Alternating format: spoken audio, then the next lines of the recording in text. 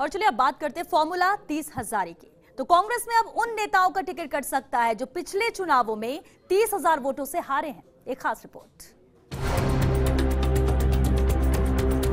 राजस्थान विधानसभा चुनाव में महज 6 महीने का समय बचा है, लिहाजा हर कोई टिकट के लिए तिकड़म बिठाने में जुट गया है। इसके लिए दावेदार जयपुर से लेकर दिल्ली तक नेताओं के धोख लगाने जुटे हैं। कई नेताओं ने टिकट वितरण में नए फॉर्मूलों का इस्तेमाल करने की डिमांड आला कमान से की है, जिससे फॉर्मूले की जद में आने से टिकट कट जाए और खुद का नंबर आ जाए।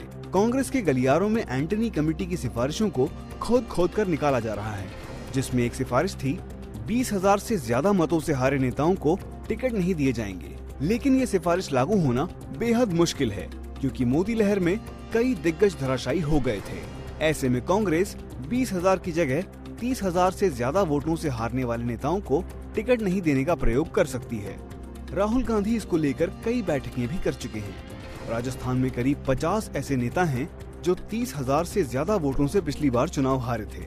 इसमें कई दिग्गज नेता भी शामिल हैं। बड़े नेताओं की बात करें तो 30,000 से ज्यादा वोटों से हारने वालों में दुर्रू मियां, बीना काक, दिलीप चौधरी, ओम जोशी, गंगाजल मील, रमेश खंडेलवाल, भगवान सहाय सैनी, शाले मोहम्मद, अमीन खान, गंगाबेन गरासिया, रतन देवासी, पंकज मेहता, करण सिंह, मीनाक्षी चंद्रावत, अर्चना शर्मा, संजय बाफना, विक्रम सिंह और नसीम अख्तर जैसे नेता हैं।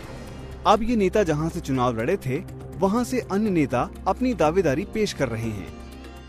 20,000 से जो चुनाव कांग्रेस का प्रत्याशी हारता है और लगातार 2 चुनाव हारता है, उसके ऊपर विचार नहीं किया जाता।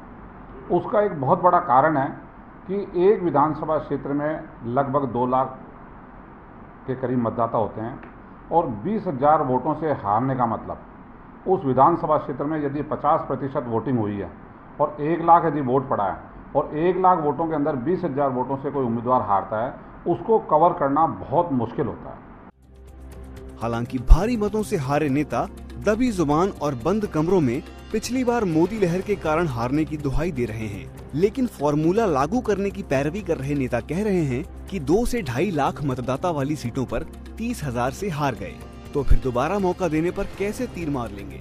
हालांकि चुनावी मैदान में तत्काल समीकरण और स्थितियां क्या बनती हैं, ये मतदान से 10 दिन पहले तक निर्भर करता है। लेकिन विरोधियों और दावेदारों की इस बात में भी दम है कि वो 30,000 के अंतर को कैसे पाट सकेंगे, क्योंकि इतनी बड़ी हार से साबित हो चुका है कि जनता पसंद नहीं करती। वहीं बात अगर फॉर्मूले को लागू करने की संभावना की है, तो राहुल गांधी ने गुजरात और कर्नाटक में टिकट वितरण में कई प्रयोग किए। ऐसे में उम्मीद की जा सकती है कि राजस्थान में भी राहुल गांधी प्रयोग कर सकते हैं। Dinesh Dangi, first India news, Jaipur.